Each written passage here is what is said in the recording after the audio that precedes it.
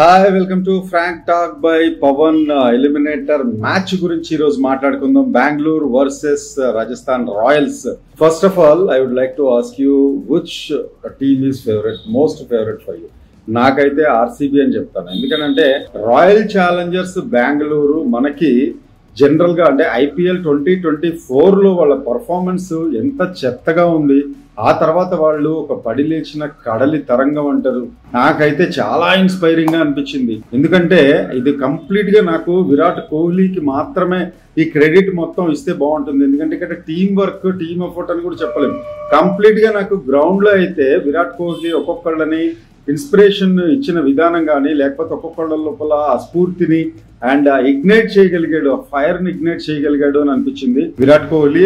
తనలో చూడొచ్చు, ఆ ఫైర్ తన కళ్ళల్లో కూడా చూడొచ్చు. సో ఇప్పుడు అహ్మదాబాద్ లో Rajasthan Royals versus royal Challengers Bengaluru. ఇందాక చెప్పినట్టు ఇది చాలా ఇన్స్పైరింగ్ గా ఇంతవరకు తీసుకొచ్చిన కోహ్లీ అయితే డెఫినెట్ గా తను ఈ మ్యాచ్ లూజ్ కాడు. డెఫినెట్ గా మళ్ళీ తను ఈ మ్యాచ్ ని ఫైనల్స్ కి తీసుకెళ్తాడు అని నాకైతే అనిపిస్తుంది. అంటే డెఫినెట్ గా నాకౌట్ అయిపోయింది అంటే ఇంటికి వెళ్ళిపోవడమే, ఇంకేం లేదు.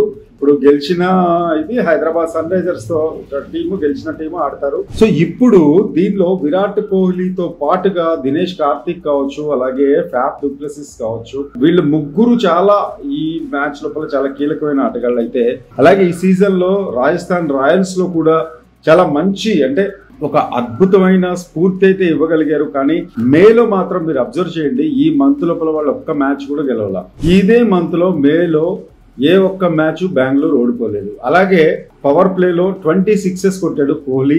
అలాగే ఇంకొకటి అబ్జర్వేషన్ నేను చేసింది ఏంటంటే, రాజస్థాన్ రాయల్స్ ఎప్పుడైతే ఫస్ట్ బ్యాటింగ్ కి దిగిందో 5 మ్యాచ్ల్లో 3 ఓడిపోయారు. లీస్ట్ స్కోర్ అంటే 172 మాత్రమే చేయగలిగారు. ఇది ఒక పెద్ద మైనస్ అవుతుంది ఒకవేళ వాళ్ళకి కనుక ఫస్ట్ బ్యాటింగ్ అయితే. సంజు శాంసన్ కూడా అంత తేలిగ్గా గివప్ ఇచ్చే రకం అయితే కాదు. బట్ మోస్ట్లీ నాకు తెలిసి ఎక్కువ అవకాశాలు మాత్రం రాయల్ ఛాలెంజర్స్ బెంగళూరుకే విన్నింగ్ అవకాశాలు ఉన్నాయి ఈసారి అని నేనైతే అనుకుంటున్నా. ఎందుకంటే ఇందులోపల ఈ రెండు టీమ్స్ లోపల బలమైన బ్యాటింగ్ లైనప్ రాయల్ ఛాలెంజర్స్ ఉంటే, బలమైన బౌలింగ్ లైనప్ డెఫినెట్ గా రాజస్థాన్ రాయల్స్ దే. మరి నా ప్రిడిక్షన్ అయితే royal Challengers Bengaluru will win definite గా అని అనుకుంటున్నాను.